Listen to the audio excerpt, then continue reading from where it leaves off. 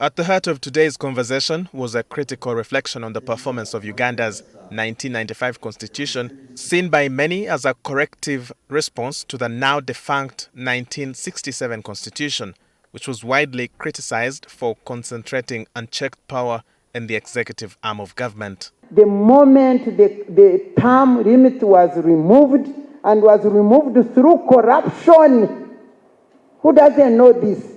When we stood up very tough, 5 million came. The parliament was bribed. They removed the term limit, and the beginning started. Right from the 8th parliament, implementation of the constitution, the principle of separation of powers, and then the judiciary was raped. While the framers of the 1995 law envisioned checks and balances to curb executive overreach, some observers now argue that those gains are slowly being reversed. This is a principle that has broken down in this country over the years, and I would not agree with our guest speaker that Parliament has done a wonderful job in accordance with the Constitution. No peaceful handover of power from one president to another. What independence is that? Me, I'm asking. Independence? Where Ugandans cannot decide, where the civil society, civic space is captured. There might be a question also, which I usually talk about with Sarah and my brother Godiba.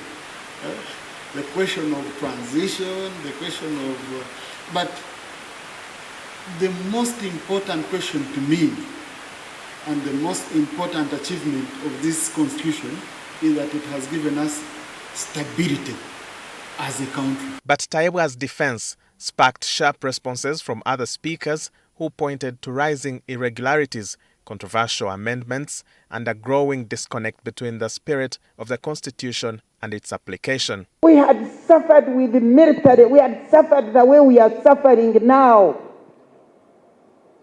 Militarization.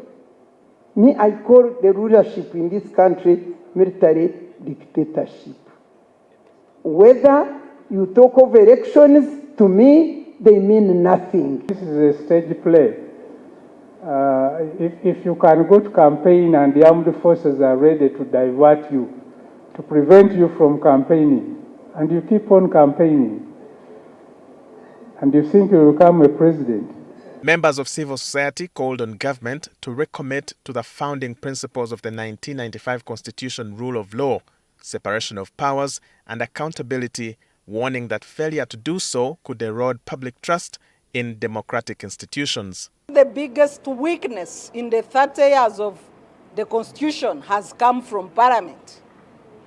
We also need to revive mechanisms that are stopping the building of a critical mass of citizens that can protect and defend the Constitution at all times. As the debate continues, the legacy and future of the 1995 Constitution remain a matter of perspective, shaped largely by who is interpreting it and how it is applied.